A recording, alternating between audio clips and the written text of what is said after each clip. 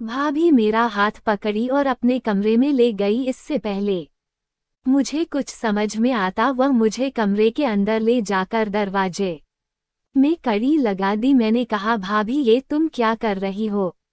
तो वह बोली आज घर में कोई नहीं है और उस दिन तुमने मुझसे कहा था ना कि जब मौका मिलेगा तो तुम मुझे जन्नत की सैर कराओगे। मैं बस भाभी की बातें सुन रहा था। वो बोली आज हमारे पास बहुत बढ़िया मौका है क्योंकि आज हम दोनों घर में बिल्कुल अकेले हैं। उसके बाद भाभी अपनी साड़ी ऊपर करके, तो भाई लोग कैसे हैं आप लोग? भाई लोग आज मैं आपको बताने वाला हूँ कि मेरी भाभी और मैंने किस तरह से मिलकर एक साथ जन्नत की सैर की। भाई लोग मेरे घर में जब से भाभी आई थी तो उनको लेकर 5 लोग हो गए थे। मेरी भाभी दिखने में बहुत ही खूबसूरत थी। वह बहुत ही गोरी थी और उनके बाल घुंघराले थे। जब वह हंसती थी तो सामने वाला उनका दीवाना हो जाता था। धीरे धीरे समय बीत रहा था और मैं भाभी से खूब हंसी मजाक करने लगा था क्योंकि वह मेरी भाभी थी, इसलिए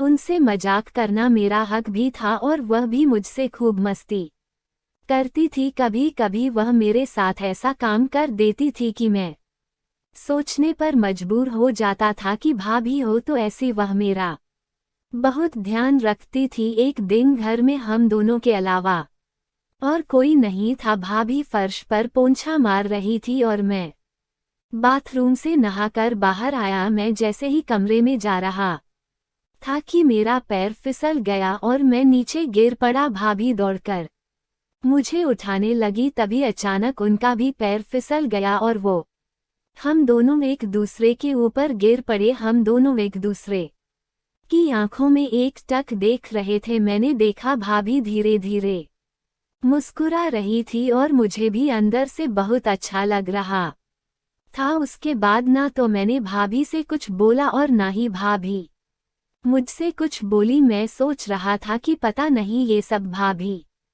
को अच्छा लगा होगा कि नहीं, लेकिन उनके मुस्कुराने के अंदाज से लग रहा था कि यह सब उन्हें भी अच्छा लगा था। मैं अपने कमरे में बैठा था, तभी थोड़ी देर बाद भाभी मेरे कमरे में आई और बोली देवर जी तुम्हें कहीं लगी तो नहीं थी? मैंने कहा नहीं भाभी मुझे तो नहीं लगी थी, आप बताओ आपको तो कहीं नहीं लगी? भाभी बोली ज्यादा तो नहीं लेकिन हल्की कमर में मोच है। मैंने देखा भाभी के हाथ में बाम था। मैंने कहा भाभी लाओ मैं लगा देता हूँ, तो वह शर्मा कर बोली हट पागल मैं खुद लगा लूंगी। तभी हम दोनों एक दूसरे की आंखों में देखने लगे। मुझे भाभी की आंखों में देखकर ऐसा लग रहा था कि जैसे वह मुझसे कुछ कहना चाह रही हो। तभी हम दोनों के ख्वाब टूटे और भाभी बोली आकर बाहर खाना खा लो, मैं निकाल देती हूँ। भाभी के अंदर क्या चल रहा था और वह मुझसे क्या चाह रही थी मुझे सब पता था, लेकिन हम दोनों के बीच एक रिश्ता था तो मैं उस रिश्ते की मर्यादा पार करना नहीं चाहता था। भैया भी बाहर गए थे, करीब 4 महीने होने वाले थे और इसीलिए भाभी वह सबके लिए ज्यादा उतावली हो रही थी। एक दिन भाभी मुझसे बोली देवर जी मुझे कुछ सामान लेना है। मैंने कहा ठीक है भाभी बताओ मैं ले आऊंगा। तो भाभी बोली वह सामान मुझे खुद जाकर लेना होगा। ये कहते हुए भाभी थोड़ा शर्मा रही थी। वो बोली तुम मुझे बाइक से लेकर चलो। उसके बाद में अभी भाभी को बाइक से एक बड़ी सी दुकान पर ले गया। वहां पर लड़कियों के हर आइटम मिलते थे। करीब 2 घंटे तक भाभी वहां शॉपिंग की। उन्हें जो कुछ भी चाहिए था वो सब लेकर फिर हम घर आ गए। भाभी को बाइक पर लेकर जाते समय मुझे इतना मजा आ रहा था कि मैं आपसे बता नहीं सकता। मुझे पहली बार उसके छूने का एहसास हुआ। धीरे धीरे समय आगे बढ़ जाता है। फिर एक दिन भाभी के पास भैया का फोन आया। वो कह रहे थे कि उन्हें वापस आने में अभी कुछ दिन और लगेंगे। यह बात सुनकर भाभी का मन उदास हो गया। मुझे पता था कि भाभी को क्या चाहिए था, लेकिन शायद भैया को इस बात को नहीं समझ रहे थे। उसके बाद मेरे भी मन में आया कि क्यों ना मैं ही भाभी के साथ, आखिर मैं भी एक इंसान हूँ और अब मैं भी पूरी तरह जवान हो चुका था। उसके बाद मैंने भाभी के साथ उसका मन बना लिया, लेकिन ये बात भाभी से कहने में मुझे थोड़ा डर भी लग रहा था और थोड़ी शर्म भी आती थी। यह बात जानकर पता नहीं भाभी मेरे बारे में क्या सोचे। शाम के करीब 9 बज रहे थे। भाभी और मैं बिल्कुल अकेले थे। भाभी बैठकर खाना खाने लगी। मैंने देखा वो कुछ परेशान लग रही थी। मैंने कहा, भाभी क्या बात है, तुम कुछ परेशान लग रही हो? तो वह बोली, नहीं कुछ नहीं, बस ऐसे ही थोड़ी टेंशन है। मैंने कहा, मुझे बताओ क्या बात है? तो वह बोली, अभी नहीं, जब मम्मी पापा सो जाएंगे तब तुम मुझे छत के ऊपर मिलना, तुमसे कुछ जरूरी बात करनी है। जब भाभी ने मुझसे यह बात कही तो मुझे अंदर से बड़ा अच्छा लगा। मैंने सोचा जब अब शायद भाभी मुझे वो करने का मौका दे देंगी। जब रात के 11 बज गए तब मैंने देखा मम्मी पापा सो गए थे।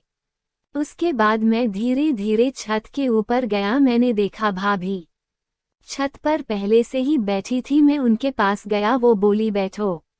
मैं उनके पास बैठ गया। मैंने कहा, क्या बात है भाभी, तुम मुझसे क्या बात करने के लिए बुलाई हो? तो भाभी बोली, देवर जी तुम्हारे भैया से सुबह बात हुई थी। वो कह रहे थे कि उन्हें वापस आने में अभी कुछ दिन और लगेंगे। मैंने कहा, अभी भाभी वो जिस काम से गए होंगे वो अभी पूरा नहीं हुआ होगा, इसलिए उन्हें इतना टाइम लग रहा है। भाभी बोली, वो सब तो ठीक है, लेकिन उन्हें मेरी जरा भी परवाह नहीं है।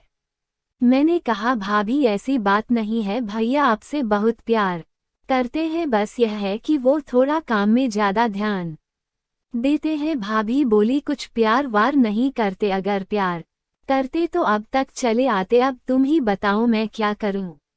मेरा वह करने का बहुत मन करता है, मैं अपने आप को कब तक रोकूं? मैंने कहा, भाभी मैं कुछ समझा नहीं। दरअसल भाभी बात बात में मुझसे वह कह गई जिसके बारे में मैंने कभी सोचा भी नहीं था। वह अचानक चुप हो गई। मैंने कहा, भाभी इसका मतलब समझाओ ना। मैं कुछ समझा नहीं। तो भाभी बोली, इसका मतलब वही है जो तुम समझ रहे हो। भाभी बात करते करते मुझसे बिल्कुल सच के बैठ गई थी। तभी भाभी बोली, अच्छा अच्छा, एक बात बताओ, तुम्हारी कोई गर्लफ्रेंड तो नहीं है? मैंने कहा, नहीं, मेरी कोई गर्लफ्रेंड नहीं है। तो भाभी बोली, क्या बात कर रहे हो? जब मैं तुम्हारी उम्र की थी तो मेरे 2-3 बॉयफ्रेंड थे। ये सुनकर मैं चौंक गया। तो भाभी बोली, क्या, क्यों चौंक गए? मैंने कहा, भाभी तुम बात ही ऐसी कर रही हो। तो भाभी बोली, 2-3 दो तो सिर्फ नाम के थे, प्यार सिर्फ एक से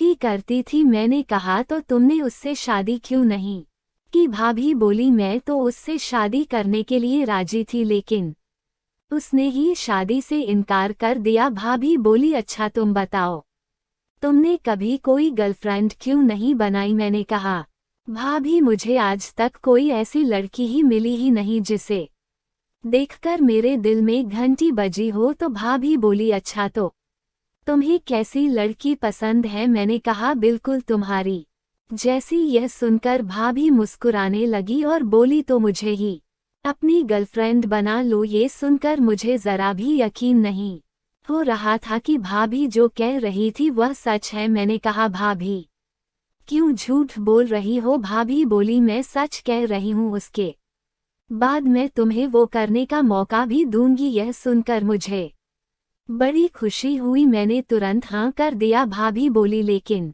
एक बात ध्यान रखना, जब तुम्हारे भैया वापस आ जाएंगे तब तुम मुझसे इतनी बातचीत मत करना, नहीं तो उन्हें हम पर शक हो जाएगा। मैंने कहा, भाभी तो क्या हुआ, भैया को पता चल जाएगा? कौन सा हम कुछ गलत काम कर रहे हैं? भाभी बोली, वो सब तो ठीक है, लेकिन फिर भी शायद उन्हें अच्छा ना लगे।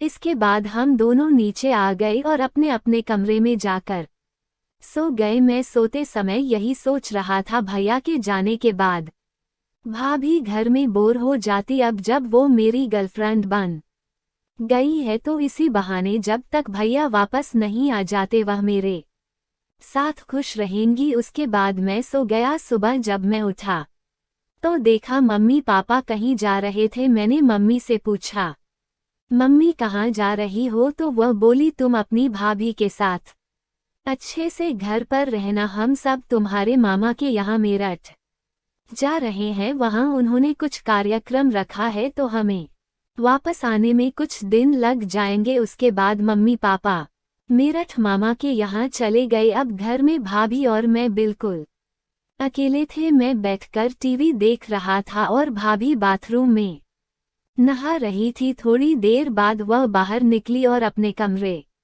में चली गई। मेरी नज़र बार बार उनकी तरफ जा रही थी। धीरे धीरे शाम हो गई। मैंने कहा, भाभी अब तो तुम मेरी गर्लफ्रेंड बन गई हो, तो हम वह सब भी कर सकते हैं ना? मेरी बात सुनकर भाभी मुस्कुराने लगी और बोली, ठीक है। फिर हम दोनों ने मिलकर खूब वो सब किया। कब सुबह हो गई हमें कुछ पता ही नहीं चला।